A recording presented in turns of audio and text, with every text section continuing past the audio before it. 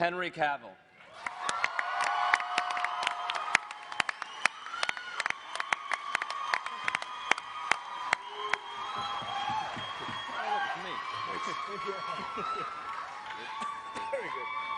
Welcome to the Immortals. How you guys doing? Everybody good over there? We're good. All right. Henry, we'll start with you down at the end. You know, he mentioned the Superman thing. You just flew in for this. I did indeed. Well, did you use a plane or? I hung up the cape for this one.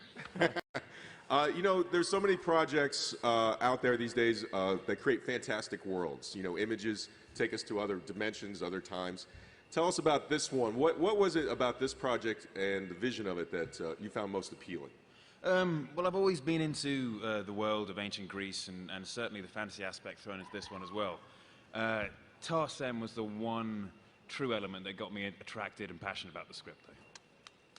Terrific. And Kellen, tell us a little bit about your character.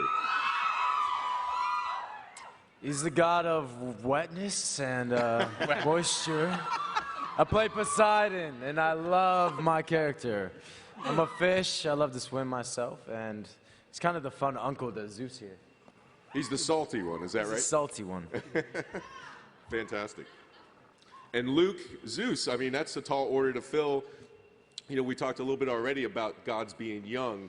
How do you play Zeus? I mean, is he informed by, does he have an ancient voice, or is he a young man in his voice? No, we left the ancient voice to John Hurt. You can't really speak like John Hurt. Yes, exactly. It was a difficult one. It was a challenge. We're used to seeing Zeus as an older man. He's always been portrayed by older actors. So this was a new slant on the role. But like Tarsem said, you know, if you were a god, you'd want to be young and in your prime of your life. You wouldn't want to be old and like Mark Canton. Like Mark Canton, exactly. Yeah. So yeah, that was a challenge, but it was fun to play and take on the role of a king of the gods and all the other things that Zeus encompasses. That's great. And Stephen, you know, with a movie with characters of this size and scale, it's easy to get lost between. You know, your character is the one that maybe the audience might connect to the most in a way, don't you think? Yeah, but Stavros is a slave. You know, he meets Theseus on a slave train and ultimately decides he could be on his own with what's happening in the world, or he can join forces with the group. And it only helps that Frida Pinto's character's in that mix, because I think Stavros is a bit horny as well. And the rest is the rest, you know. That's great. And Frida, what is it like to be in a movie with this size of a canvas? I mean, it presents a different set of challenges, I would imagine, for an actor. Definitely, because this was my first ever big budget film, and I had just stepped off 2 really small independent films. Sure. So it was going to be a lot more challenging. I think you've got to have a lot of patience when you do a film like this, because especially when you're not on set every day, you have to wait in your trailer, and you've got to be patient enough, and you need to be able to be dedicated to come on time every day, even though you're not probably required first thing in the morning. Sure. But it's really a teamwork at the end of the day, and so it's great to work with someone like Tarsem, who gives you that freedom to bring in whatever you would like to bring to your character. So it didn't feel very different in terms of performance. It didn't feel very different from an independent film, but the whole logistics of it is very different. Sure. You know, and I mean, you look down this row and you see actors who are in, you know, like, as you mentioned, The Hobbit, and Man of Steel, Twilight, Rise of the Planet of the Apes. Mark, is everybody just like stealing your BlackBerry, or I mean, how are these people getting? Well, again, along with the studio, Tucker and Ryan, our brothers, Johnny and I always pride ourselves on what's next, just like Comic-Con does. We're looking for originality. We're looking for cutting edge. We try to stay away from the bullshit of the past and bring something new to everybody. And Tarsem, of course, having such a great vision of the movie to begin with, the casting was relatively easy and came together beautifully. Okay, who has the best Mickey Rourke story? Come on, I know somebody must. Everybody does. Who's got the best one you want to say in public? Anyone? I never met him. No, not in public. It looks like, I think, a very simple one, because Mark, he tells me what to do now. He tells me to speak up. Okay, So it's very short. Mickey would come on set every morning, and we would have to make sure that Mickey would be on time. And Mark was in charge to do that. And Mark would come back right away to me and say, "Why don't you do that?" And then I would go, and then I would go back to Mark and say, "Why don't we do it together?"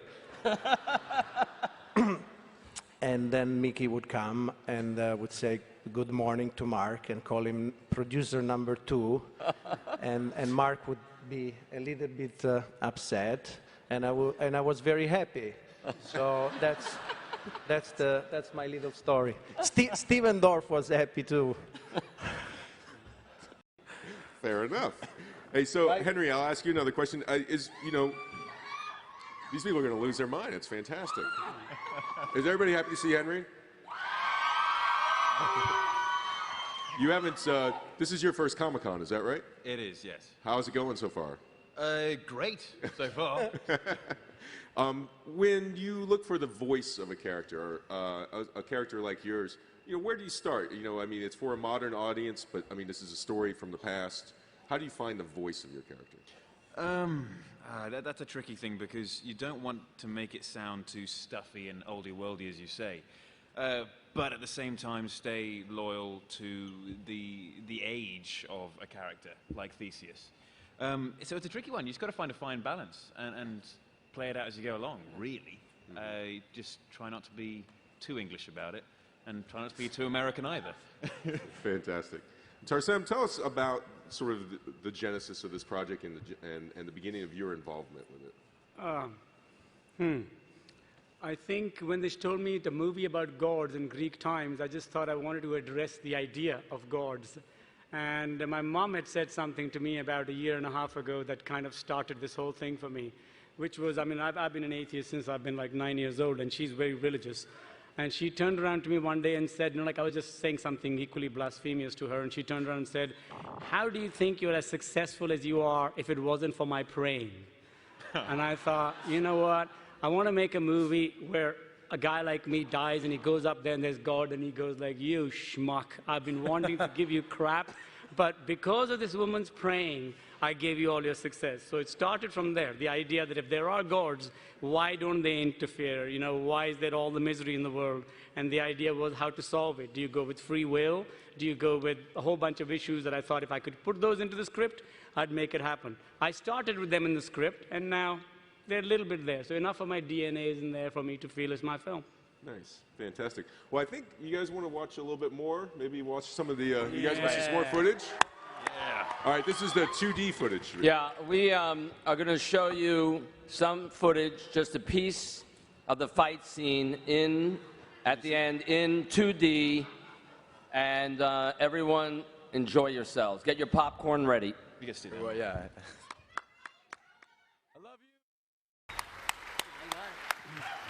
All right. We're going to turn it over to you guys in a second here and take some questions from the audience. And I would encourage you to make sure that you remember questions. And then question mark, make sure that there is actually a question there. And then let's try to keep the questions on this movie. So if we could, if that's possible. What do you mean? So, but, okay, we're going to start right now. Hey there, how you doing? This question is for Henry Cavill and Luke Evans. I wanted to know how you guys were affected spiritually on working on this film. Luke? You can't start with a heavier question? Spiritually, I'm not sure how to answer Well, I that mean, one. we were so starved. We were so starved that we definitely did have a few out-of-body experiences. Yeah. That's for sure. Yeah. I mean, when you do a film of this size, it becomes your life, and you can't really do anything else. You live in a bubble. I guess that was quite spiritual in a way, because this is everything, the people you're around, you're on set every day, you work very, very hard. So I guess that's sort of spiritual. But apart from that, no more spiritualism. Just not much eating and a lot of hard work. That's about as spiritual as it got for me. My body is my temple. 3D is a tool. And I don't mean that in a rude way. Basically, it's a cart. You don't want to put it ahead of the donkey. So if you're ready for it, you compose for it. You allow for it. There's certain people that kind of shoot, like Tim Burton probably does, like tableau stuff. 3D lends itself to that. If you're going to shoot a cinema verite shaky cam thing, you can put all the 3D you want in there. It's still going to look like your clashy film. But for me, my style tends to lend itself to that. And the two things that helped me was we had the amount of time to finish it how it needed to be finished, and we were ready to compose for it. It wasn't something that was thought of in post. So there, I just say, if you're ready for it, you're ready for it. If you're not and it's pushed on you like the poor director of Clash, you end up with what you do. All right, next question. Hi there, my question's for Tarsem. The film has a very strong visual style. Was it more physical sets, or was it like green screen like 300? It's a lot more physical sets than 300 was, because I kind of thought when we were starting with the guys, I needed them to interact with the things a lot more. They had the advantage, and it's a wonderful film for 300, to actually have a comic strip to fall back to. I didn't. So when you have people wearing stuff that can obviously be construed so wrong and look ridiculous and everything, you put them in front of a green screen, they might lose their bottle. So I needed the sets to be existing, and then they had to work with it. So no, I'd say we had a lot more bigger sets than 300 did. That's a good question. Hey. This is for, whoa. This is for Tarsem and the cast. I just want to ask you how you translate your vision to the cast, and if the cast thought that from the trailer, if it looked the way you thought it would. It's a kind of, I think, I don't know, to tell you the truth. I have certain images in my head, and we sit down. It's kind of what I get spat on by critics for the same reason. Most people like a good script, and unfortunately, I usually don't start with that. I start with a good visual, and then I just say, if you're writing like Shaw, I think his statement was, you make your characters. The characters will give you a plot. If you don't have a plot, there's something wrong with your characters. I start with a good visual story and try to see if a story will fall in. Fortunately for me, it works in the medium I'm working in. So I then sit down with actors and say, this is kind of what I have in mind. And you need complete trust for something like that. And each situation calls in itself a different interpretation. So it's not very different, except for the fighting. The fighting is usually, in most of the times, it's turned over to a CGI group that tells you these guys, this is how they fight.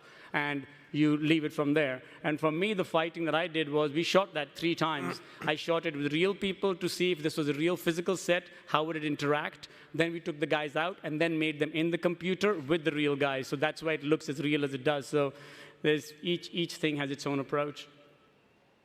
Thank you. Hello. Hello, this is for Henry. Oh yeah, give me a hand. So I just want to know, I'm a huge fan of mythology, and I just want to know if you are a fan of mythology. And also, it's customary that after you answer someone a question, you're supposed to hug them. So. Is that it?